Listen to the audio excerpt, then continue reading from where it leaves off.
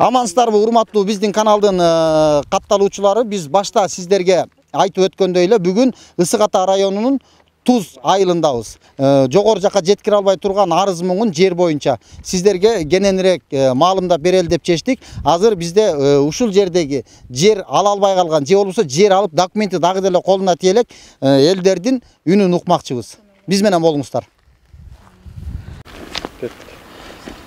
Мынакей урматтуу бир туугандар, урматтуу кыргызстандыктар, биз бүгүн ушул Туз айылындагы жанагы ушул жердин документи боюнча болуп жаткан маселеге келип токтолуп турабыз. Бул жерде башка жактан кичине артыкчылык бар. Себеп дегенде ушул документ ушул элдин пайдасына чечүү максатында азыркы күндө иштеп турган айылдык кеңештин депутаттары өздөрү бизди чакырды жана өздөрү ушул маекти кыскача сиздерге айтып берсин. Өзү аты жөнүңүздү айтып берет ала. Мен өзүмдүн аты жөнүм айта кетсем, ошо Туз айыл өкмөтүндө айылдык кеңештин депутаты, жер тарабынан жер комиссиясынын мүчөсүмүн. Анан ушул биз мына былтыр депутаттыкка келдик, 28 сазып. Биз келгенден баштап эле ушундай көйгөйлүү бир проблемалуу маселелер болуп жатат бул Туз айылында. Ал проблема эмне? Жер маселеси. Элге эмне керек? Турак жай салганга жер керек. Мына жер ушул ызы чуу канча жылдан бери эле ушул ызы чуу бүтпөйт. 2007 жылы Кыргыз Республикасынын өкмөтү тарабынан постановление чыккан 612 номери менен 53 гектар бөлүнгөн сугат жеринен элдерге трансформацияланып, трансформацияга берилип, анан кийин 53 гектар бөлүнгөн. Бул бардык айыл өкмөттөргө деле ошондой гектарлар бөлүнгөн. Азыр данный время башка айыл өкмөттөрдө үйлөр курулуп, айыл болуп калды. Бизде эле мына мынтип элдерибиз кыйналып отурат. Жер берилди, бирок жер берилген менен решение жок. Решение жок, демек азыр курулушка уруксат бербей турат. Курулушка уруксат берилбейт. Эми решение жок болсо, ал кээ бир элдерибиз баягы мыйзам негизинде үй салалы деп турат да. Ал эми жана үй жок, жери жок, кыйналган адамдар мынакей ушинтип решение бербесе да кыйналганынан мынтип үй салып алышты. Азыр кечиресиз дагы бир суроода бул эмени жердин ушул трансформация болуп ушундай элге берилсин деп буга чейинки чыкканына азыр сиздердин депутаттардын токтому керек да. Токтому керек. Эмнеге бербей жатасыздар? Эми токтомду кантип беребиз? Буга чейин 2016 жылы депутаттардын 27 сазывдын депутаттары токтом чыгарган. 242 адамга жер берилип, 5 контуры, ген планы утверждать этилип берилген. Анан эми алар токтом чыгарыптыр. Токтом чыгаргандан кийин айыл өкмөт берген жок. Эмне себептен айыл өкмөт берген жок? Биз деле кызыктык. 5 жыл өттү арадан. Биз келдик. Анан биз деле карап, ушу азыркы келген депутаттар карап, текшерип, көрөлүк, бергиле десек, бир да документ жок болуп чыкты. Эмне себептен бул айыл өкмөт бербей коркуп жүрдү деп. Анан кийин баягы жер адисине кайрылдык. Жер адиси да бир документ көрсөткөн жок. Баары таза. Ошол аты фамилиясын айтып. Жер адиси ошол кезде былтыр иштеп аткан Исмаилова Чынара. Ал Исмаилова Чынара эжебиз буга чейин 25 жыл иштеди ушул айыл өкмөттө. Эми 25 жылча жер адистиги боюнча ушул ишти алып барган ошол киши болчу. Андан сурасак, баягы документтер жок, баары архивге өтүп кеткен, архивте дешти да. Эми анда биз суроо бердик, ошол депутаттар, жер адиси боюнча депутаттар суроо бердик. Документтер эмне үчүн решение берилбесе, иштер бүтпөсө, элдер ыраазы болбосо, силер архивге өткөрөсүңөр. Архивге да барып сурадык. Бул канча жылдан кийин документ барып өтүш керек десе, 15 жыл, 20 жыл өткөндөн кийин экен. Ал эми жер алган элдердин документтери өзүбүздүн эле айыл өкмөттүн ичинде ведомственный архивте эле туруш керек экен. Ал жака барбаш керек экен. Аяка негизги документтер барат экен. Журнал очередность, мондай постановление, токтомдордун баары барат экен да, эмичи. Алар болсо архивтешти. Мейли деп архивге бардык. Архивге барсак, алар деле жок айтып аткан. Анан акыры алар да ачыкка чыкты. Ушундай бир папка келип ташташты эле, айыл өкмөттө иштеген адистер жоголуп кетет деп. Анан бергиле дедик, анан бербейбиз деди. Комиссионно барып, азыркы иштеп аткан айыл өкмөтүбүз, азыркы депутаттар болуп, комиссионно барып, ал жактан документтерди алдык. 133 документ бар экен. Ошо жазган элдердин заявление документтери ичтерин ачып карап көрдүк, анализдеп. Эмне кайсынысы туура эмес көрсө анын ичинде негизсиз мыйзамсыз алгандар көп экен да, бар экен. Документтер туура эмес экен. Заявлениялар бир айыл өкмөттүн атына жазылса, экинчи айыл өкмөттүн, мынакей могул жерде фрагменти бар. Мына ошол подсъемка болгон, айтыңыз, подсъемка болгондо биз чыгарып коебуз. Ошондой нарушениялар бар экен. Актай заявлениялар чыкты. Ал жерде регистрациясы бар, заявление жазылган эмес. 17-жылы жер берилип атканда, именно 17-жылы заявление жаздырып туруп жер берип коюптур. Очередь деген каякта калды, мыйзамсыз. Жок, бул жерде деген ошол жерге муктаж, мисалы ушундайлар баягы арыз жазып, өзүнө бул жер алыш керек да. Жер берүүгө булар милдеттүү. Жазгандан кийин 3 жылдан кийин баягы жер болсо, 3 жылдан кийин бере берсе болот да, мыйзам. Анан эми жана нуждающийлерге болсо ал кеңеш чечип, комиссияна чечилип берилет. Анан ушул жерде бар, конечно, бар эмес, баары. Ушул жерде нуждающий адамдарыбыз керек берилген. Анан ортодо жанагындай очереди жок алган случайларда болуп кетиптир. Азыр калган кепти дагы ушул улантабыз. Апа, саламатсызбы? Саламатчылык. Аты жөнүңүздү толуктап айтып коюңуз, анан эмне кагаз көтөрүп жүрөсүз? Мен атым Турсунова Кеңешбүй, ушу Туз айылынын тургунумун. 40 жылдан бери ушул айылда жашайм. 5 балам бар. Ошонун 4 баламдан үй жок. Азыр да ушул учурда ар кайсы жерден жерге көчүп, 4төн 5тен баласы менен көчүп бере албай жүр. Алар Бишкекте үй жайлуу болуп калганбы же такыр үй жокпу? Жок, азыр үй жок. 4-5 тең. 4-5 тең үй жок. Анан биз бул 2009 жылдары заявление жазганбыз. Мен 4 балама жазгам. Бир баламдын үйү бар, кызым турмушка чыгып кеткен, мен ага жазган эмесмин. Анткени үй жок балдарым. Анткени кызым ушул жерге мугалим болуп келген. Мугалим болуп турган учурда да мен ала албай койгонмун 2003-жылы. Ошондо ошол кайсы айыл өкмөттөр ошол аты фамилиясын ошол айыл өкмөттүн мурунку, мен кызым мугалим болуп келгенде ала албаган айыл өкмөттүндө Касымкулов Закир деген болчу учурда. Ошондо ушул эле жер адиси жана Исмаилова Чынара заявлениең жок, анда да түртүп салган. Заявлениең жок деп. Андан кийин кайра 2009-жылы общий ушундай заявление, бул постановление чыккандан кийин, жанагы токтом чыккандан кийин, жанагы 53 гектар берилди деп айыл өкмөттүн токтому булар 2005-жылдан 2015-жылкы эле заявлениени карайбыз, чын эле муктаж болгондорго беребиз деп бизди алдап келди. 2017-жылга чейин. 2017-жылы жер кесиле келген учурда эле чындыкта андай болгон жок. Бул депутаттарыбыз айткандай, очередностьны ал кагаздарды бизге көргөзгөн жок да. Анткени тиги депутаттар күч менен алды мына азыр. Бизге болсо көргөзгөн жок. Жок, эми алар сиздерге көрсөтүүгө милдеттүү эмес экен, ал бири экинчи маселе да. Бул жерде сиздердин арыздардын канааттандырылбаганы да. Ошо сиздин арызды мисалы үчүн эмне деп артка берип атат булар? Мынтип атат да, биз ошол 2017-жылы жер берилип баштаганда эле, анткени менин жазылган заявление киргизген балдарыма жер тийбей калды.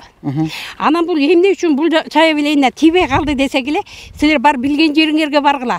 Колуңардан келген силер заявлениеңер жок дей баштады. Ошол учурдагы айыл өкмөтү Мусакожоева Алмаз, жер адиси Исмаилова Чынара. Бар деди, билген жериңерге баргыла деди.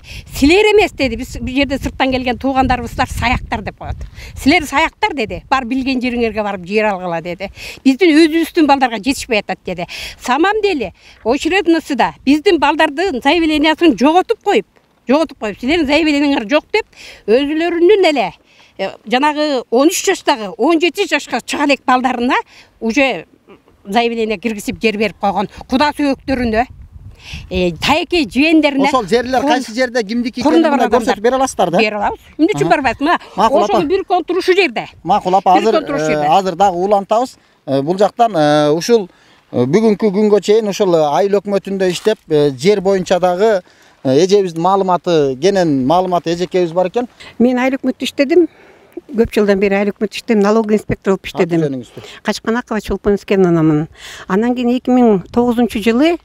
2009-жылы бизге глава айыл өкмөт болуп Тойталиев Ашыбек Жапаркулович келген.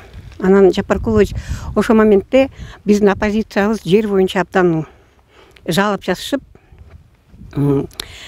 жер маселеси абдан көтөрүлдү да.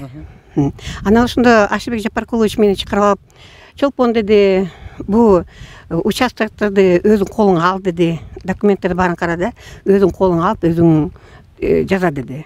Анан кийин заявленияларды алдык. Чынарга бардым, Исмаилова Чынарга документтерди бер дедим. Мага деген бир папка заявленияларды берди. Анан кийин бир папка заявлениясы болду. Анан бир эмеде бир папкада список болду. Анан кийин ошо менен мен почти 1 жыл иштедим.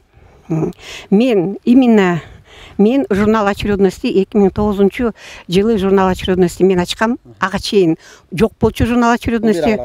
Журнал очередности 571 киши болгон. Мына общий. Анткени бу журнал очередности мен кандай ачтым? Общий журнал, входящий журналды алдым, заявление. Ош жерден барын тең бир кишини калтырбай, ош жерден барын тең могу переписать еттим. Анан журнал очередности ачтым. Ошо журнал очередности 571 киши болчу. Алардын ичинен кетип калгандар да болду, өлүп калгандар да болду, үй алгандар да болду. Анан 2010 жылы мен 1 жыл отпуск без содержания алып кеткем. Анткени мен сиңдим катуу ооруп 1 жыл иштебей алгам. Ошо 1 жыл иштебей калганда кайта келсем, жаңы комиссия создавать этип, уже өздөрүнчө иштеп атыптыр. Мен ошондон кийин кийлигишкен жокмун. Анан кийин мен эмне деп айтып жүрөйүн? Мына Чириков Малик баласы Айбек Чириков Айбек, баласы Чириков Субан. Өкөтөң заявление жазып, документтерди өткөргөн. Өкөтөң. Жадагенде үйлөрүнө барып, акт обследования жилищных условий кылганбыз. Кеңештин 4 палас тең заявление жазып, документтерин өткөрүп, журнал очередности учетто бар болчу. Асипа, Суранова Асипа, бунун да заявление документтери бар болчу. Бу өмүр бою колхозду иштеп, буларчы, өмүр бою колхозду иштеген эмелер. Мына бу списокто карап көрсөңөр, бу списокто булар бар. Ира, Жанузакова Ираида, бу ушаяктын кызы, вдова, бу да заявление өткөргөн. Бу дагы списокто бар. Мына могу списокто дала киши бар да. Булар ушу социалдык абалына жараша баягы алууга милдеттүү деген баягы ушундай жанагы азыркы тилде айтканда мына айырылуу катмар да. Анан кийин мен 2013 жылы жумуштан кеттим.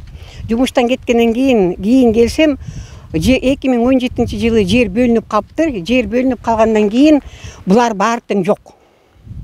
Мага келишет. Булар баягы мурда катталган, бирок экинчи ошол жаңы жанагы обновление болгон списокто бул. Анан булар мага келишет, үйгө келишет. Биз сага өткөргөнбүз, биздин документтер каякта, биздин заявлениебиз каякта, биз деген жер албай калдык.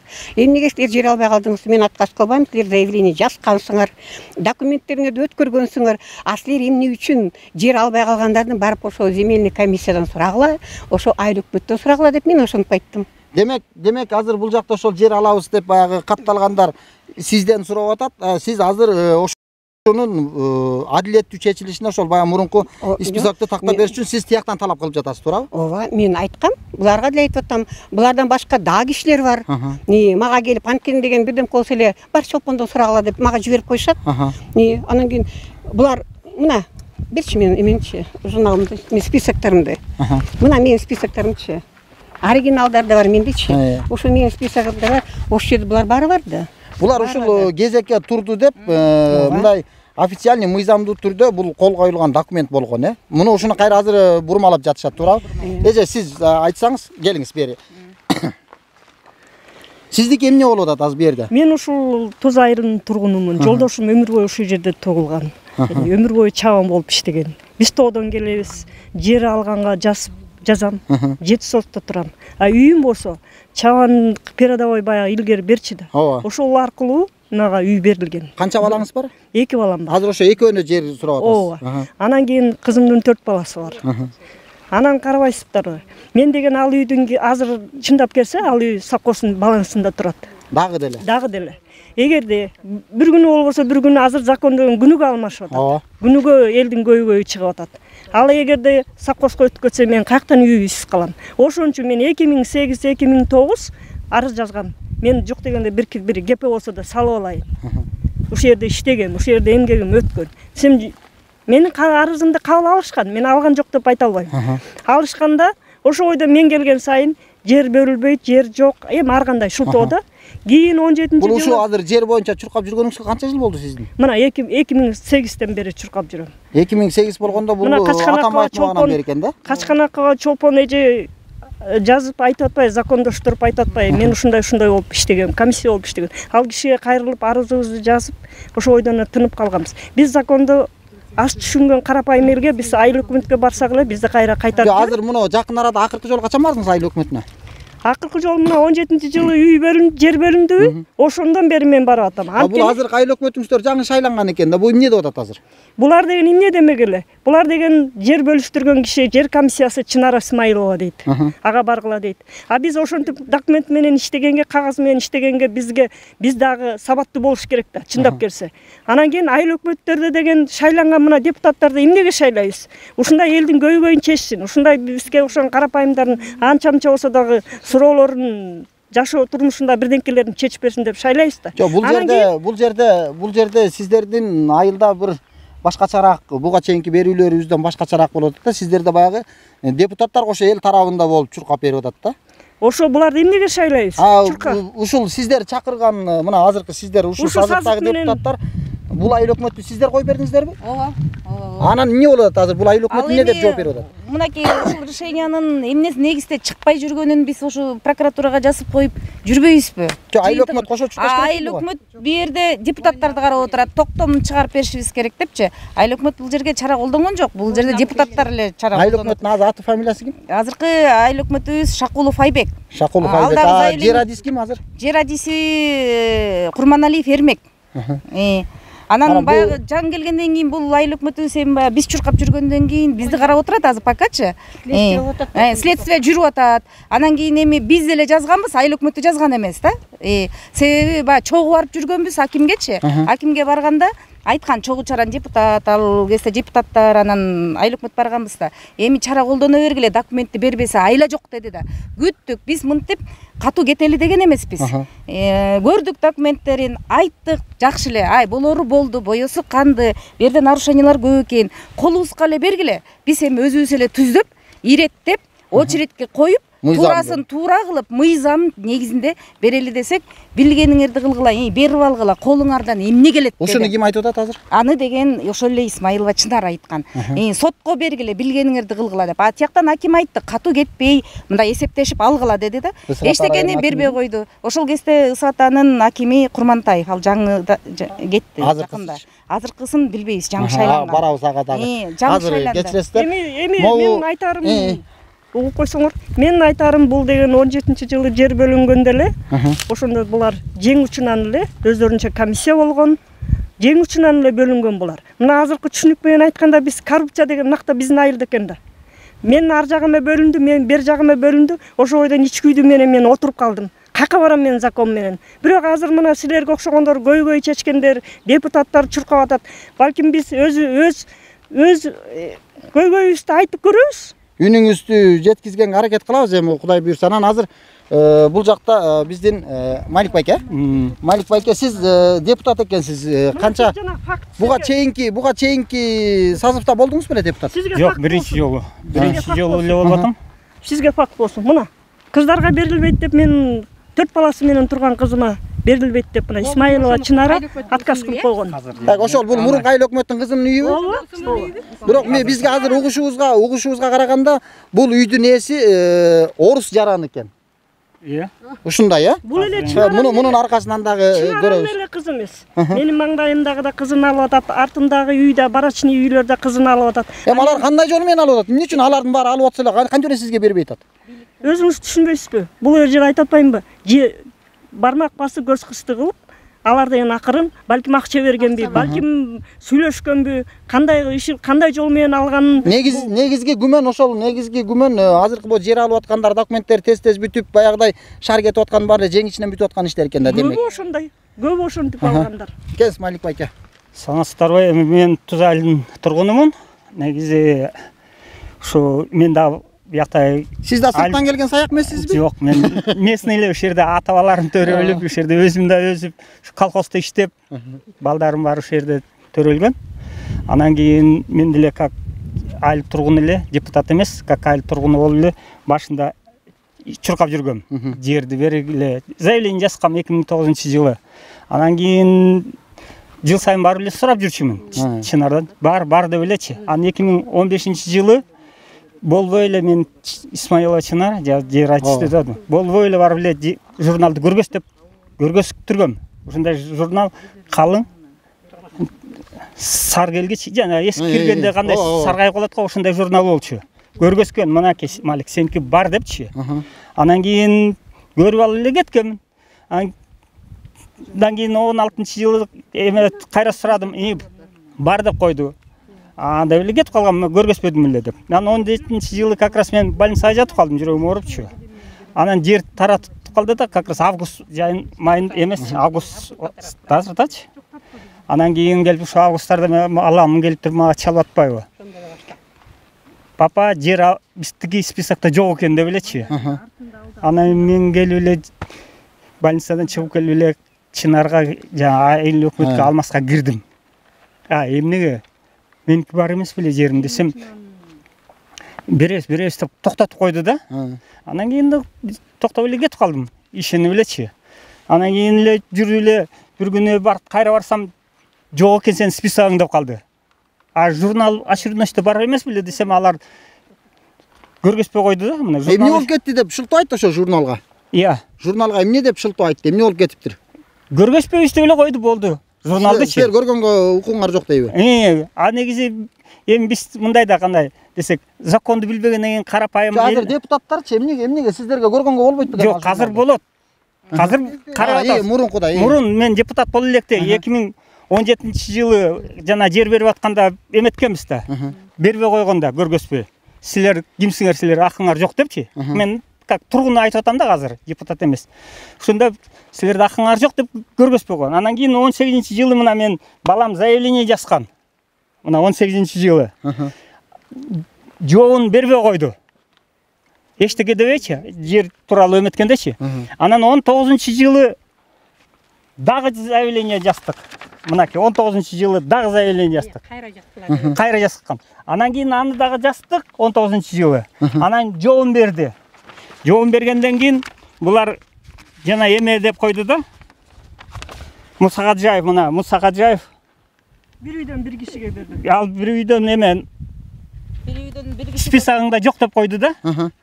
Бербей койду. Анан кийин мен келип туруп Адилет клиникасына жана кайрылдым. Алар кайра Бир үйдөн бир киши деп койду. жооп берди. Мына Адилеттен келди да, Мусахаджаевкачы, Адилет клиникасынан. Алдан келсек, Мусахаджаев кайра жооп берди, мына жок силердики депчи. Списокто жок. Жоксуңар деп элечи. Очередте жоксуң деп кайра мына Мусахаджаев мынакей кол менен турат, кайра жазып жок деп берип койду. Анан кийин мен кандайчысынан жок, элдер бар деп эле айтып атпайбы участоктор десем, жок деп бербей койду да. Анан кийин ушунун азабынан анан мен депутатка 2021-жылы келдим. Атайын элге ушинтип айттыңыз, мен жер боюнча күрөшөм, мени шайлаңыздар деп. Ошондой эле болду. Ошондой эле болду эле. Жер үчүн келе иштейбиз, жер үчүн, элибиз үчүн иштейбиз. Жалаң мен эмес, мага окшогон кишилер көп болду деп. Анан кийин эл анан кийин колдоп биздин команданы. 400 голостан уттук да. Анан кийин ушуну келип туруп, анан кийин биз теңшерип баштадык. Ага чейин биз теңшерип үйдөн мындай эле эметелекте бизге биринчи эме берип атканда жанагы бүт бары Мусахаджаев глава айыл өкмөт эме сайттан алгыла депчи. Список кишилердин списогун сайттан алгыла деп эле ушуга түртүп атты да. Анан журнал очередностьту көргөзбөйчү. Жок, ошол жанагы кезек журналда дагычы бир кандайдыр бир социалдык абал боюнча кээ бирөөнү баягы отказ кылып коюшу мүмкүн да. Кээ бирөөнү социалдык абалы боюнча бар да. Мисалы мунун үйү бар экен, бул ошо менен келип атат. Жанагы госрегистрдин тияктан берген жана чыгарып берген мисалы бар жогу менен кээ бирөөнү мисалы отказ берип коюшу мүмкүн. Ошондойлор болгон жокпу? Жок, анын баарын жөн эле өздөрү чийип коюп атабы. Жөн эле өздөрү чийип койду. Анын баарын биз эметкендечи, документтин баарын алып барып эметкен жер берердечи. Обычно айтып атчы да, жер берерде документтердин баарын чогултуп, госрегистрден кагаз алып келгиле, жериңер барбы деп жиберүүчү алып келгенбиз анын баарынчы. Анан кийин келип эле ошонун баарын даярдап эметкенден кийин эле журнал очередностьту бербей койбоду. Анан мунун эми азыр документальный бу жерде баягы калганын биз өзүбүз баягы барчу жерлердин баарына барабыз эми ушул сөздөр менен. Анан могу жерде азыр салынган үйлөрчү, булар эмне үйлөр? Алар да ошо берилген үйлөр. Берилген, Анан решениясы эми постановление берди, а решение берилген жок да элге. Жок, булар кантип алды азыр муну бөлүп туруп? Сатып жиберип эле анан кийин айыл өкмөт Жөн эле айыл салынды. өкмөт сала бергиле деп уруксат берди да. Анан кийин ушул айыл өкмөт уруксат берди. Ошол айыл өкмөт уруксат берип сала бергиле дегенде эмнеге сиздер салган жоксуздар? Биз жер бербесе каяктан бизге? Бизге жер албай калса эмне салам? Мен айттым го, мен бул жең ичинен эле өздөрү бир 5 комиссия тоздун тагдырын чечип койгон. Кимге бериш керек, кимге бериш керек, өздөрү ичинен. Ошо комиссиянын составына айрым адамдардын аттарын атайласыздарбы ошол? Тоялиева бар, мына жакта бар. Протокол мунака. Мага болду. Мына камерага кармап коюңуз. Мына бул комиссияныкы. Мен мага ушул протокол. Сагынбаев дейт, комиссиянын төрагасы. Секретарь комиссия Омурова.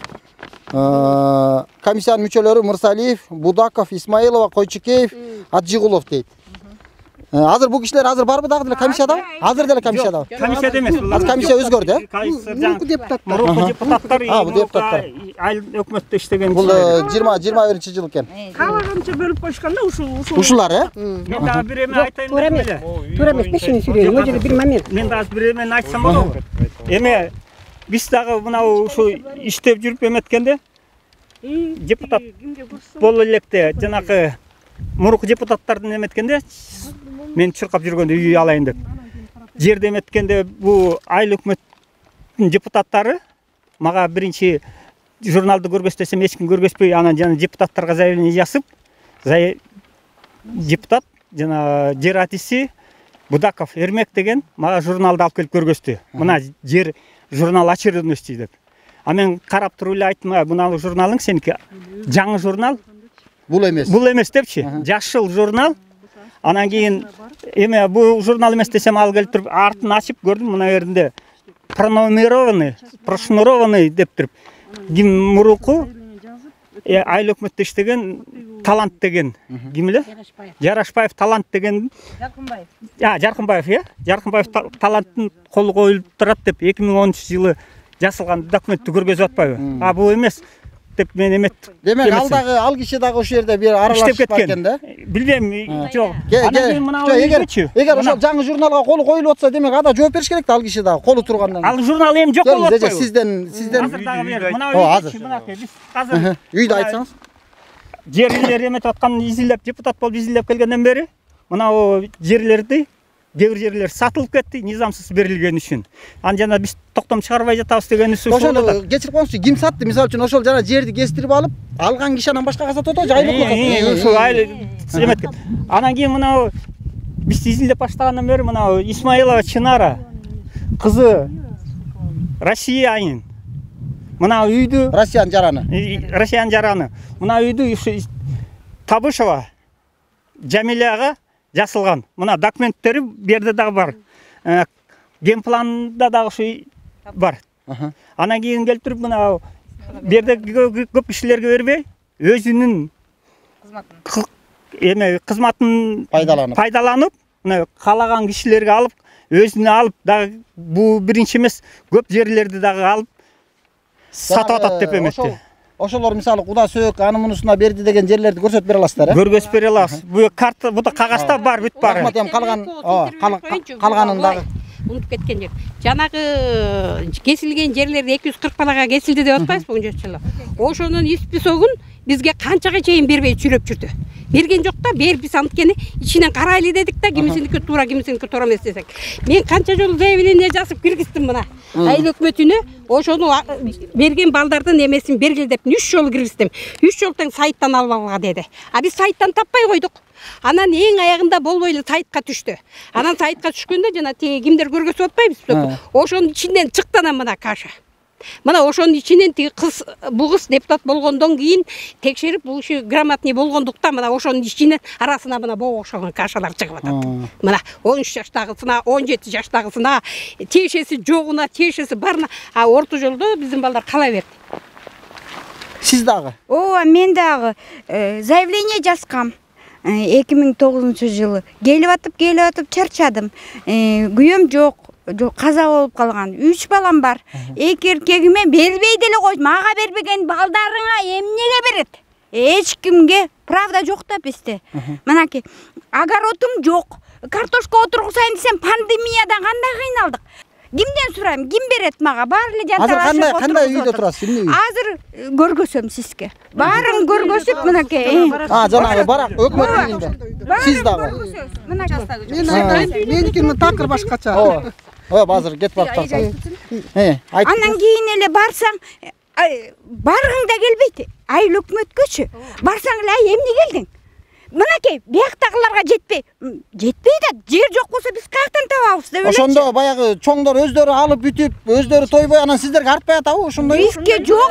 Не мындай бир баягы орой тилде айтканда ошондой өздөрү тоюп бүтпөй атат, анан сиздерге артпай атат. Артпай жатат. Бизге жер бар. Жер негизи. Азыр сиздин ошол жанагы барак үйдө турам деп атасыз, анын документи кандай? Же дагы эле өкмөттүн баласындабы? Жок, менде эчтеке жок. Ошондо дагы мага эчтеке, жер да жок, эчтеке да жок. Прописканы кантип атасыздар? Прописканы ошол жерде эле үйгө пропискага туруп атам. И то купли-продажа менен турат. Ушул кезге чейин. Эч ким оформление кылып, муну совхоздун балансынан чыгып. Аты жөнүңүздү айтыңыз. Менин атым Мамытова Айгүл, Абдыкадыровна, Туз айылынын жашоочусумун. 1990-жылы ушул айылга келин болуп келгем. Ошол жерде, ошол жылдан бери бул эже айткандай Молодежный көчөсүндө күйөөм совхоздо иштеп үй алганбыз, кооперативный үйлөрдөн. Ошол жылдан бери ошол жерде жашап жүрөм. Жашап келатам. Балалы чакалы болдук. Бул эже айткандай картошка тикпей 7 сотук свидетелдер, мен кошуналарым баарынын пустой калган участогун иштетем. Азыр күнгө чейин. Мо өкмөт деген мындай эме жер бербеди беле? Айдагыла, жанагы неме кылгыла деп союздардан андан үлүштөн жок, анан ошентип мен ошол кезде эле эмеде кайрылгам. 20 жыл мурун эле кайрылгам. Менин участогум жок, мага участок огород тигип балдарыма кенен кесири эмеге тиккенге мага жер бергиле деген. Десем Тети Шевченко деген айылдын башынан берген. Мен өзүм биякта жашайм. 2 километр. Мен ошол жака барып тигет экем да, каткырып күлгөн Бейшенбайке. Бар ошол жака тиккин. Анан күзүндө шылдыңдап ушунткен да, ошол жерден түшүм аласың деген. Могу буга чейинки биздин губернаторубуз Тентишев ушул айылдык дейт да, ал кишиге мындай маселе кылган жоксуздарбы? Жок, кайрыла элек. Эркин Тентишев, Кайрыла элек. Эми кайрыла элек. Жок, эми ал кетти да жумуштан. Азыр Болот Тентишев Эркинович азыр жогорку кеңеште депутат болуп отурат. Ал жака кат жазган, Бакыт, ал жака кат жазган жоксуздарбы?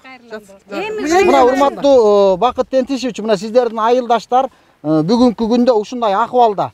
Дагы деле мурдагыдай колдон келгени алып, колдон келбегени алсыздарды артка турат дейт. Ушул жерде чоң атаңыздын аты коюлган көчөнүн, чоң атаңыздын аты коюлган көчө бар экен. Ошол кишини ардактаган айылдаштарыңыз бар экен. Ушул нерсени сиз да колго алып чечип берүүгө, ушул элиңизге өзүнчө келип убада берип, жардам берип коюңуз. Биз дагы ушул мындай официалдуу кайрылып коелу экранда. Анан мен да 2008-жылы ушинтип айыл өкмөткө кайрылгам, участок бергиле деп. Заявление киргизгенбиз. Ана мына 5-10 жыл күттүкпү, ана мына эмки жаз күз деп келди. Анан 2017-жылы баары список алышты. Эме илди. Бизге жок. Ана мен айттым, эмне үчүн мен сиздерге эмне үчүн жок экен? Эмне себептен жок экен? Мен бардым. Ошондо Алмаз жаңы келген. Айыл өкмөтү болуп мен бардым. Эмне үчүн мага жок десем, комиссия чечилди сизге Чынар жеңе. Эми айылда 5 колдой билет, сокур киши да билет. Ким кандай жашаганын. Мен 3 эркек балам бар, 1 кызым бар. Анан эмнеге мен же участогубуз жок болсо, 7 сотук болсо, мен ушу 30 жылдан бери ушул жакта жашап атсам, мага эмне? Азыр айылда ушул балдарыңыздын бири жашайбы? Жашабайтын, Россияга келбейм деп атат. Эмне бар Кыргызстанда, эмнеге барам? Бул сиздердин айылга кирип келатканда эле мына ушу күнчыгыш тарабы экен, Туз айылдын. Баары эле кирпичтен, баягыдай колунда бар салган үйлөрдө мындай сырттан караган кишиге бул айылда баардыгы телегей тегиздей салып аткан жаңы новостройка дагы ушундай. Ушундай жакшы көрүнөт. Карапайым биз окшогон өз эмгеги менен эмгектенгенде сала албай атабыз мынакей. Даже жер албай, участок ала албай атабыз. Биз эми азыр ушул буруки экс айыл өкмөттөрдү жанагы экс жер адисин анан жаңы айыл өкмөттөр менен да биз сүйлөшкөнгө аракет кылабыз. Анан азыр сиздердин үйлөрдү бир ортодон көрө кетебиз, Мондай эме берди. Налог төлөгүм. Налог 900 сом төлөдүм. Мынакей квитанциясы менен. Бул госплошина. Анан ушул менен биз участок алдык го деп жүрөбүз. Бөлүнөт мынакей жериң могу жерде кошуноң тиги деп баарын айтып берди. Барып бөлүп берди. Анан эле решение жок, күтүп атабыз. Андан кийин эле мына бул депутаттар, жаңы келген депутаттар, жеңе, бул кагазыңыз эчтекеге жарабайт, туалетке айырып ыргыттым деди. Бул демек дагы ошол алдоо менен элди баягы мага жөн эле кагазды берип коюптур да. Ал ошол экс айыл өкмөт жана экс жер адиси дегендер азыр ушул айылда жашайбы? Жашайт. Ушулардын тургуну да ушул айылда. Төлөгөн квитанциям дагы мынакей. Мына эми бул каяка түшкөн, эми мен каяка барам? Айттым анан жиним келип, бирөөңөр берсеңер, бирөөңөр тутуп сал десеңер, мен каяка барам? Мен кайсы жерге? Мен укугумду ким коргоп берет? Налогту мына жылдызга төлөйм. Эми негизи мындай да, аталар, апалар, негизинен бул көтөрүп жүргөн документтериңиздер кайсы жерде жердин чуусу болсо бардыгында ушундай. Бул окшош эле. Анан негизинен баягы оюңуздарды айттыңыздар. Биз деген бу жерде орган эмеспиз, мындай сиздердин укугуңуздар биз жөн гана элге жеткизебиз. Элге жетип, эл билсин. Анан бул документтериңиздер сиздердин баягы юридикалык жактарга, жанагыдай прокуратура, сотторго керек, ошол жака далилдешиңиздер керек да. Анан ошол жанагы прокуратурага, сотко, акимге, губернаторга ушундай кайрылуулар болдубу? Жаздыңыздарбы? Мен акимиятка мен 2 жол, сиз айткансыздар. 3 жол бардым. Анан кийин кайра ГКМга чейин барып, ГКМдан кайра бизге келип атпайбы? Мына биз депутат болуп келгени былтыр ошо 28-созывтан баштаганда эле ушул губернаторго жазганбыз да. Жазганбыз, ушундай нарушениялар бар экен, комиссионго келип текшерип бергиле деп. Депутат катарында мен мынакей Малик байке дагы бир топ депутаттарыбыз бар да. Чогуу чаран ошондой ишти жүргүзүп жазганбыз. Жазганда келди, комиссионно карашты, сурашты, каякта документ эмне депчи. Ошол моментте сураганда биз деле көрсөтө алган жокпуз, жаңы айыл өкмөттө көрсөтө алган жок. Потому что берки экс айыл өкмөтү баарын офис катарында актировать этип документ өткөрүп кеткен жок. Бир эле кабинеттин ключун берип кетти. Бул эмнеге жатат? Значит, документти кошо алып кетти дегенге жатат да. Андан кийин анан фамилиясын кошо айта кетти. Мусахаджаев Алмаз Тапсыканович болчу да. Ал азыр бул айылда эле. Бул айылда эле турат. Главага кабинетти өткөрдү, ключту өткөрдү, болду. Анан мейли деп эме кетти деп биз баягы депутаттык ишибизди аткара бердик дагы. Андан кийин жер адиси Чынар эжеге кайрылып атабыз да, документтер сурап. Бербейт. Тиги деле жок, бу деле жок, архивте дейт. Болгон бир 5 контурдун ген планы бар экен, Ал ген планда дагы эми мына минтип жердин берилген, бөлүнгөн 2017-жылы бөлүнгөн жердин решениясы жок болсо, ал жерге фамилия да түшпөйт да. Анан жанагынтип мынакей, бул эжем айткандай, Айгүл эжем айткандай, буларды алдоонун негизинде 5 жыл өткөндөн кийин, биз депутаттыкка баргандан кийин мореки число задним числом берилди. Буларды биз келгенде бир айдын ичинде биз айыл өкмөттү шайламакпыз да, депутаттар. Ошондо шашылып, мына ошол 10 март деп бир ай период биз 11 майда, 11 апрелде депутаттыкка өттүк, мандатты 21 майда алдык. Ана мандатты алгандан кийин айыл өкмөттү шайламакпыз да. Ошонун ортосунда мына жер адиси Чынара Исмаилова эжебиз ар кимди чакырып минтип алдоонун негизинде мондай протокол берип баштады. Токтом жалпы эле чыгат да. Протокол бергендин ордуна булар решение бериш керек болчу да. Решение бергенге айтып атпайбызбы мына. Өткөн кеткенде айттык, мыйзамсыз, туура эмес фактылар бар. Ошон үчүн экс Алмаз Тапсыканович бере алган эмес да. Бул себеби бар да. Бар үчүн жашырганы, катканы бар үчүн, таза эмес үчүн берилбей келди да. Бирок Алмазга чейинкилер да берилбей келди да. 2007 жана постановление боюнча жер бөлүнгөн. Ошондо башында айтып атпаймынбы? 2007 жылдагы айыл өкмөт ким эле? 2007ден бери 4 айыл өкмөт иштеди. Коомбаев Закир. Ошол жанагы биринчи берилип атат деп атканда. Коомбаев Закир Касымскулович. Бул айылда турат. Бул айылда. Андан кийинки айыл өкмөт Тайталиев Ашырбек Байкебис болду. Андан кийинки айыл өкмөт Жаркынбаев Талант болду. Андан кийин Мусахаджаев Алмаз болду. Мына 4 айыл өкмөтү чечип берген жок. Башына дагы 17-жылы бөлүнгөнүнө дагы, анан азыркы айыл өкмөтүбүздүн дагы иштегенине 1 жыл болду. Ал да бере албай келет. Потому что ал депутаттардын токтомун күтөт. депутаттар токтомду, мурунку токтом токтоп калды да, берилбей. 5 жыл өттү, срок өттү. Азыркы депутаттар да бере албай, анан чара колдонуп, анан ишибиз мына прокуратурада. Акимиатты чакырдык. Ошондо акимиаттан да комиссионно келишкенде, бул Исмаилова Чынара, Разита Омурова, ответственный секретарь болуш керек экен да документ. Экс айыл өкмөтү Алмаз Тапсыкановичти чакырганда алар келбей койгон. Анан биз мындай эле показанияларды бердик. Анан тиги акимиатка барып, ал жерден да беттештирип, анан документтерди ал жерде да алып барып көрсөтүп бере алышкан жок. Баары архивте деп эле архивге такап келишти.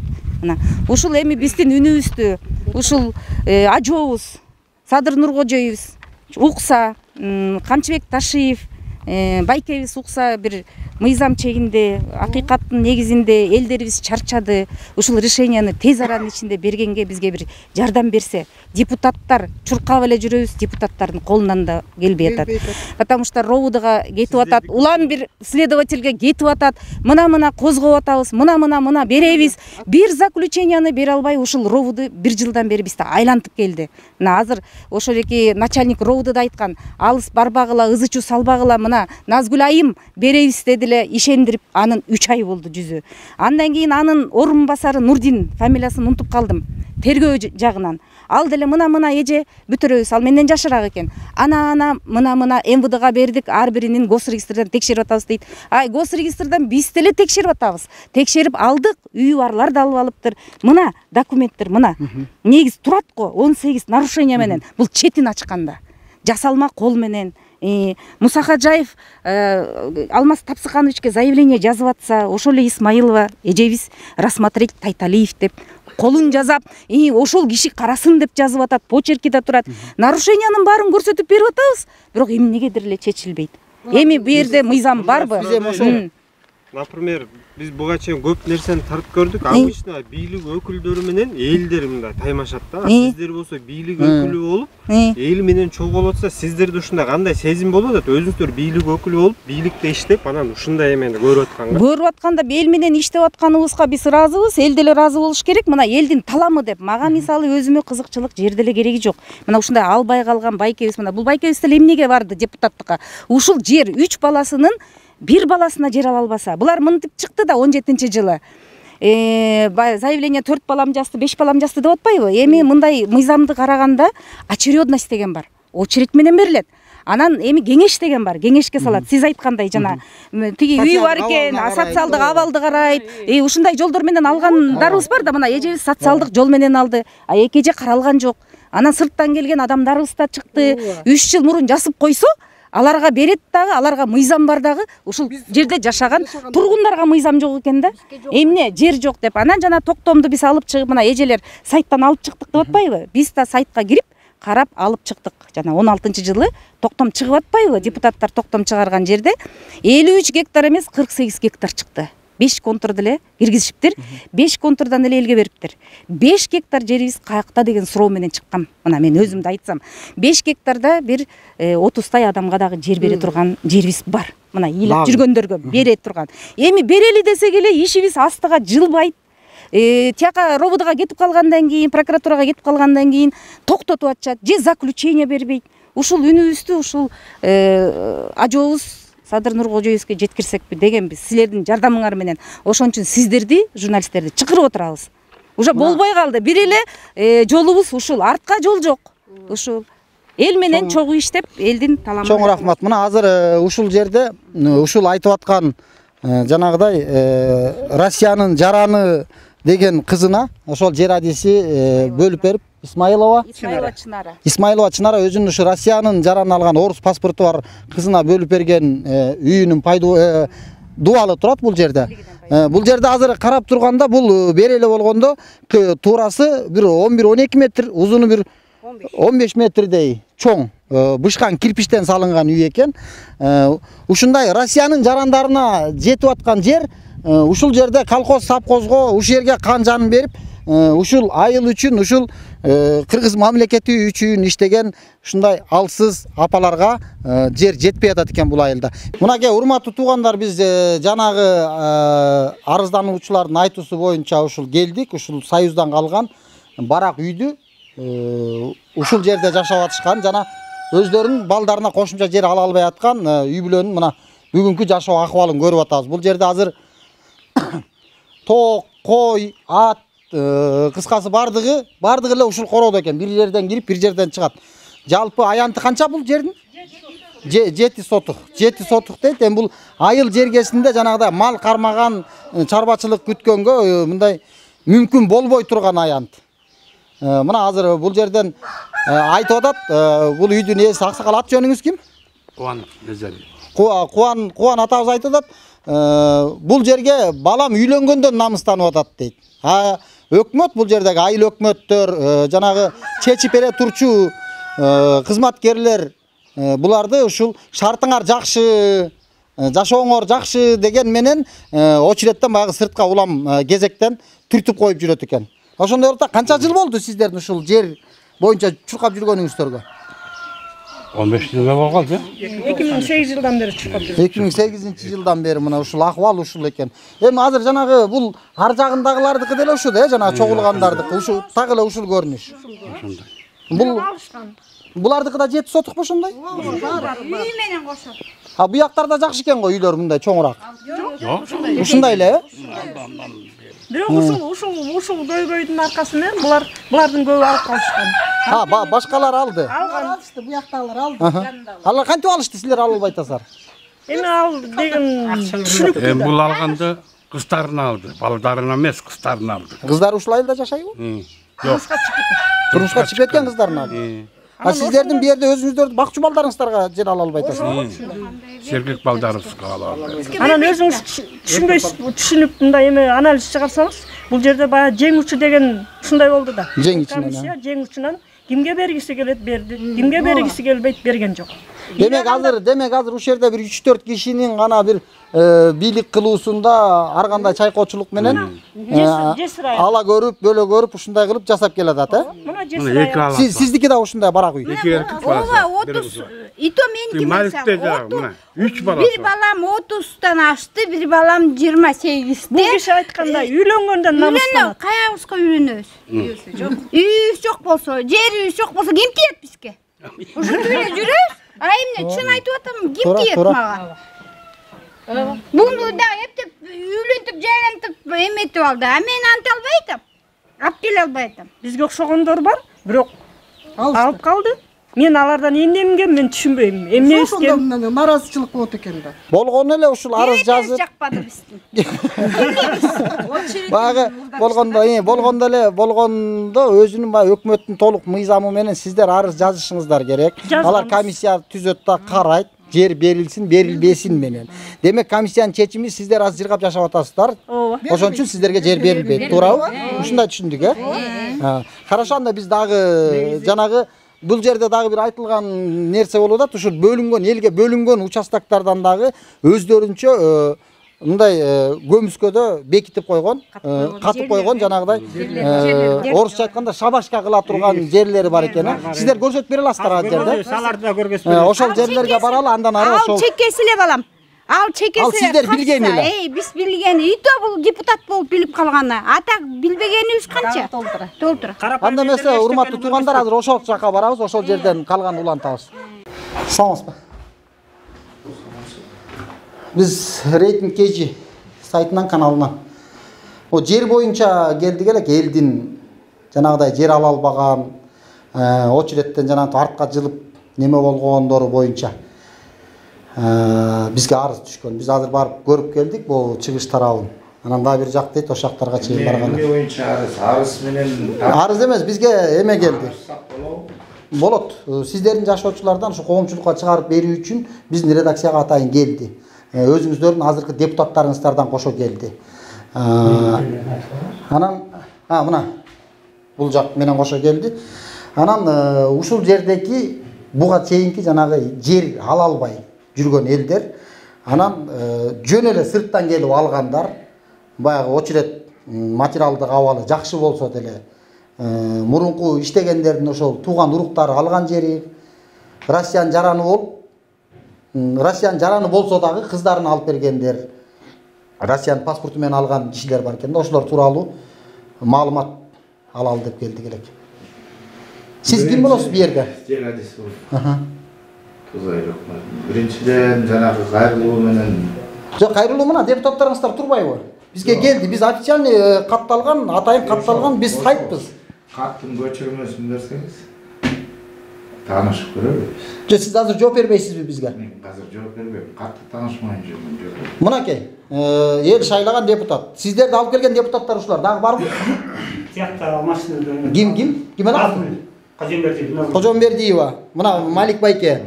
Ушулардын азыр чакыруусу менен келдик биз. Негизи мен дагы эменмин да, жалаң депутат эмес, эми жер комиссиясынын мүчөсү. Жер комиссиясынын мүчөсү. Атайын ушу чакырганыбыз ушул да. Туз айылдын жерине. Мен билбейм, кимиси кайсысы сизге эмне деп маалымат бергенин. Жок, биз азыр маалыматты айтабыз да, ошол маалыматты сүйлөшкөнү келдик да сиздер менен. Анан кийин кандай болуп жазылган, ал кайсы экен? Бул мындай болду. Азыр жок, аты жөнү сиз айтып атасыз. Россиянын жараны болуп туруп. Айтылды, бизде видеодо бар, көрсөтүп да беришти.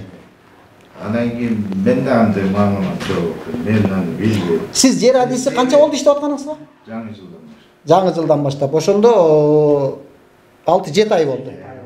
Анан кийин сиздин азыр ушул кабарыңыз жокпу? Ушул мына бул социалдык абалы менен жер ала албай тургандардыкы же болбосо жанагы кыздарына чейин алгандарды боюнча маалыматыңыз жокпу?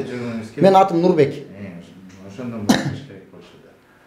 Телевидениеден жүрсөңүз. Нурбек тай мындайды. Мага чейин жер бөлүнгөн. Жер тилкелери, очередь, эмне бар экен дешип, азыр деле көрүп келатасыңар го. Көрүп келатабыз, кыдырып келатабыз ошонун баарын. Салганын салып атат, сатканын сатып атат. Анын ошо кандай алып бөлүнгөн, эмненин негизинде бөлүнгөн, ким алган, анын баары тергөөнүн органдарынын. Жок, бул жерде сотко сиздер бердиңиздерби тергөөгө, мисалы үчүн ошол органдарга?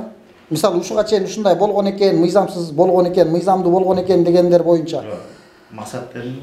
Нурбек. Бул былтыр күздө болгон окуя. Мына башта 1 жыл болот го дейм. Анан кимиси берген, кимиси кайрылган. Сизде эч кандай ал жөнүндө маалымат жокпу азыр? Жок, мен жаңы келген кишимин. Эми 7 айда жарым жылдан ашык убакыт жаңы эмес да бул. Кандай жаңы эмес? Ал мага чейин 7 күн эртең мурун. Булардын азыр көтөрүп жүргөн сиздерде жок информациялар буларда бар экен. Сиздердеги жанагы журнал жаңы болуп калыптыр. Баягы очередке жазылган журнал бул кишилердин жашоочулардын көргөнү бөлөк, азыркы бөлөк экен. Жок, укпайсызбы? Булардын колунда булар берген. Эл өкүлдөрү. Айыл өкмөтү, эл өкүлдөрү мага чейин. Жок, сиздерге мындай, сиздерде мындай туура түшүнсөңүз, сиздин үстүңүзгө эч кандай неме жок. Биздин сурообуз болгон эле ушул кабарыңыз барбы? Мен түшүндүрмө берип атпаймын сизге. Түшүндүрмө берип атам. Сиздин сурооңузга жооп берип атам. Менде кандай маалымат жок.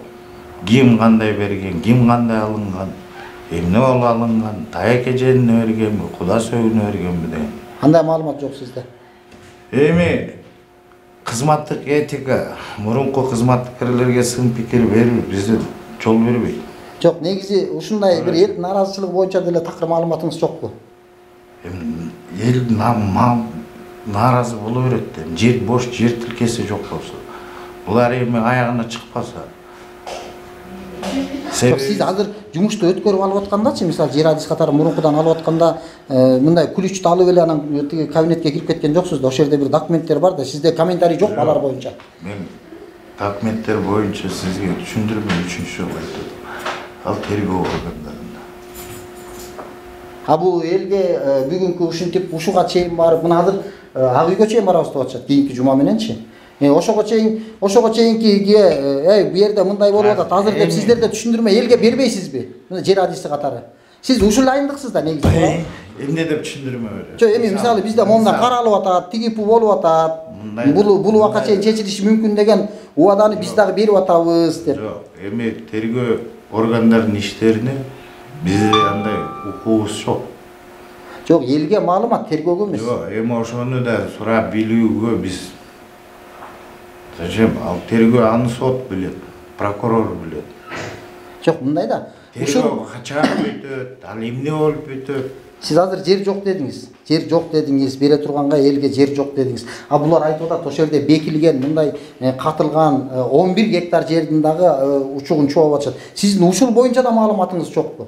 Ал кимде болгон жер экен? 48 деп атат, азыр бизге 37 эле бөлүнгөн деген айтылып атат. Азыр биз азыр дагы апарып көрсөтүп да беребиз деп атат. Эмне 48 бөлүнүптүр, эмне болсо? Ошо элге трансформация боюнча. Элге трансформация 53 гектар бөлүнгөн, билесиң, я? Анан Исмаилова Чынара 48 гектарды берип атат маалымат кылып. Аны сен жер адис болгондон кийин сен анда билсиң. Казакы негизи бул биздики мурунку коррупция 20 жылдан бери болуп келет. Казакы деле ушул коррупция. Ушулардын эле мурунку эле айыл өкмөттүн мурунку эле эмелердин сөзүн сүйлөп эле келатышат. Бизге эчтеке маалымат бербей жатат. Мына сизге дагы эчтеке маалымат бербей жатпайбы? Эчтеке билбейм, эчтеке көргөн жокмун деп эле. Жок, ошо жумуш өткөрүлүп алып атканда ушундай бир чыр бар экен, биз ошонун негизинде сотко кайрылганбыз, же депутаттар жазган, же мен жазганмын деген сөздү да айта албайсызбы? Андай жок. Айта албайт да, эчтеке билбесе тиги коррупционерлер болуп атса кантип тигилердин сөзүн сүйлөп атса? Ким кайрылып? Ким кайрылып? Мына булар уже прокуратурага чейин барып документтерин көтөрүп жүрүшөт, арыздарын. Прокуратурадан каасын көргөсүңүз, пожалуйста. Көргөсү беле. Негизи дагы Аты жөнүн кайра айтып коюңуз, аты жөнүңүздү. Эрмек Курманалиев. Туз айыл өкмөтү жер адиси. Силерде жок. Кош шаңырып кылбай турмузчу. Тергөө органдары ВМК соттун токтому менен, өкүмү менен. Ал чыр жерге тиешелүү документтин баары ВМК болуп кеткен. Тергөө органдары, ал тергөөчүдөн. Ошол тергөөчү, азыр ким деген тергөөчү тергеп атканынан бери ушул иштин ким кайсы тергөөчүнүн колунда экенин да билбейсиз да сиз, Биз билбейбиз, ал тергөө органын билген тергөө. Ал тергөөчү ошол жерге отуруп алып эле анан тергеп, мындай бир инспектор келип, өзүн представить этип, мына мондай болуп атат деп сиз менен ушул 7 айдан бери эч кандай эчтеке болгон жокпу?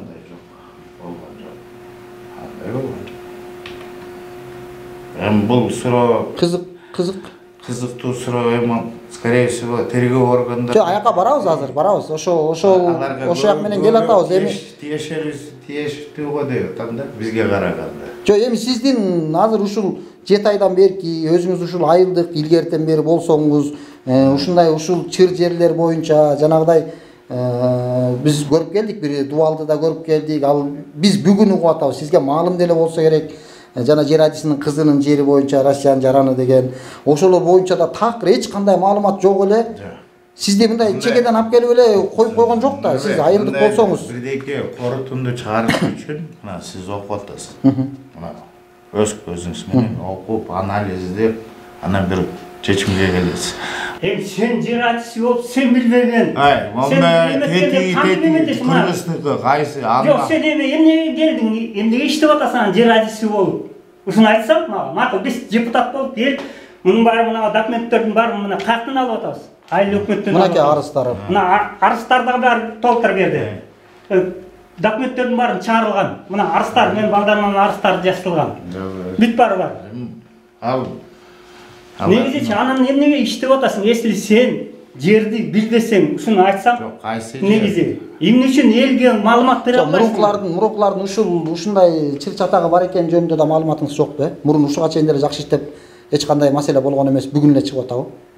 Мына азыр мына ушуларды мына бул жазган числолорунан бери туруп, жана катталгандан бери чыккан. Эмнени укуңар келип атат мисалы? Эмнени укуңар келип атат? Мен дагы бир улук саламаттыгы бир суроо берсем. Мына жерде мына дагы биз эметкенде мына жер адиси болуп, мен депутат болуп келгенден бери мына жака ушул именно Эрмек элдин талабын талашып келсем, ушул комнатадан мени түртүп чыгарганга акысы барбы? Ушундагы мен сурайын дедим эле. Ушул жерде түртүп чыгарганда тоголонуп кеткен аз калган жыгуу. Элди töөлөп депсе кирип келип атса, жаманаттуулук алып туруп эле эме төлөп. Жаманатты сиз калтырасыз. Доказательство кылайлык. Давай ушу элдерди чакырайлык. Если элдер жеке маселе боюнча калган өзүңүздөр чечип аласыздар. Ал эми Исмаилова Чынара эжебиз былтыр жумуштан кетерин астында ушундай сведения берип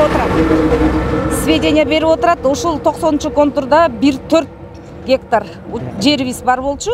Имеется действующее кладбище жайылма деп койгон. Бул жерде 1/4 кылбай азыр данный время 2 гектар кылып чийишти. Жер бар. Кудай буйруса элибизге дагы жер бар. Мына ген планы жасалып атат. Буга чейин эмне себептен жашырылып келип атат? Эми ал ушул өткөн бийликтердин өздөрүнүн катып койгон көңүскөдөгү жерлери да элге көрсөтпөй 53 гектардын ичине кире турган жер болчу. Бирок ушуну көрсөтпөй келген. Бирок азыр бул күнгө чейин деле муну азыр толук эл кабардар боло элек азыр. Азыр эл толук кабардар болгон эмес, аларга көрсөткөн эмес. Мунун баарын биз депутаттык комиссия алып чыктык. Себеби 53 контурда эсептегенде, 53 гектарды эсептегенде поконтурам жеткен эмес. Анан акыры госрегистрден таап алып чыктык. Бул азыр ушул жанагы жайылма айылынын төмөнкү тарабындагы дагы бекитилип катылып жаткан жер, ошо да. Жок, бекитилип, мындайча айтканда бекитилип катылып, бирок ген планы бар. 43-чү контурда мына 49 заявитель болгон жайылма айылынын тургундарынан. Бирок ушул тургундарын отургузбастан жайылма айылын айтып атпаймынбы? Жери чоң болгондуктан, подогород болгондуктан көпчүлүгүн мынакей бияктан жерди коюп коюшуп, бүт эле элдин баарын огородко киргизип коюшкан. Бул бош турат. Себеби эмнеде бош тургандан? Значит, мунун да бир кызыкчылыктары болгон. 90-чы контурду көрдүңөр, аныкы жок болчу ген планы. Аны атайын коюп коюшкан запаска. А бул жерде дагы бул жер запаста калып, мына элге жер жок деп бербей атышкандыгы эми себеби бар да. Артында бир нерсеси бар болгон. Анан ушунун баарын мына акта караны кара деп биз ушинтип чыгарып отурабыз. Кудай буйруса жанагы эл актап аткан элибизге деле жете тургандай болуп турат. Списоктор биякта дагы. Ушунун баары ушакка отура турган киши болчу. Анын баарын, булардын баарын айылдын ичинде. Мен таң калыштуу, бул документтер сиздердин колго каяктан тийип калып атат? Бул мындай болуп атат. Баягы жумуштан кеткенче убагында бергиле дегенде Айбегибиз жаңы келип, Шакулов Айбек айыл өкмөт болгон сведенияны бергиле дегенде анда Чынар эжекебиз жумушта иштеп турган кези болчу. Анан алып келип берет. Айыл өкмөт бир неделянын ичинде таанышканча биз жер адисибиз да. Жер комиссиясыбыз, жер мүчөсү боюнча. Анан баягы өзүбүзгө карайлычы, көрөлчү деп көп өткөр болдук. А кийин кетип атканда муну бирин да таштабай кеткен, а бирок ген пландарын айтып атпадык го башында эле. 5 ген планды Муса Кожоевдин колу бар экен. 5 ген планды таштап кетишкен. Чыймылов дейт. Чыймылов начальник ысык ата эмнесиники тиги? Госрегистр, архитекторчулардыкы. Анан ушу кагаздарын таштабай кетишти. Бул негизи бүткөн эле мына ээси бар жерлер экен да. Муну азыр ээлери өздөрү билбейт да бул жер бар экенин. Жок, ээлери билбейт. Ээлери башка жерлерде үй салып отурушат да, подогороддордо. Факт бу жерде 43кө отуруш керек болчу да. Чындап келгендечи. Кызык, бу жерде азыр 49 кишинин жери бар. Бирок алар өздөрү башка жактан жер сатып алып, бирдеке кылып, өздөрү бирдеке кылып үй алып. Жок, айылдын ичинен бөлүп берген. Аларга бөлүп берип коюп, өздөрүнө запас кармап турган. Муну запаска кармап турган. Жана мүзө жакты дагы запаска кармап турушкан. Демек бу жерде 49 кишинин оозун ошол тиги айылдын ичтериндеги аргач жер менен жапкандагы бу жерди баягы көмүскөлө кармап турган. Өздөрүнүн бир шабашына карап турган да. Ошо. Анан кийин эл жок деп эметип коет. Мага дагы мен да жер эметип атканда сурап атканда. Алмаз менен Чынар өлүп кетейик жок деп бербей жатышканда. Бүгүнкү госрегистр, бүгүнкү тиги жер адиси жер жок деп. Жер адиси да билбейт да эчтеке. Ушун үчүн муналардын баары өздөрүнүн кызыкчылыгы үчүн айыл өкмөт иштеп атышат да. Азыр коррупционерлердин баары эле чогулуп алышты. Малик байке күйө тургандай эле. Жер турса, жер жок деп. Канча жылдан бери чыгып жүрөт. Өзү депутат болуп, мына Малик байкеде мына көрүп атабыз. Жер бар экен да, бар экен да. Берсе болот экен да. А сиз бул депутат болгонго чейин тигилер жок десе эле, жок экен деп жүрө бергенсиз. Жүрө бергенбиз да. Депутат болгондон кийин чыкты. Депутат болгондон кийин мына изилдеп баштагандан кийин чыкты. Бизге дагы мынтип тапсырган ким Алмаз өзү айтканда, дагы мына трансформация кылабыз жерди. Анан ушунда беребиз деп. А мен айтканда, качан болот десе билбейм деп койгон. Оказывается, 5-6 гектар жерди катып алышып, эч кимге бербей, өздөрүнүн кызыкчылыгы үчүн катып жүрүшүптүр да.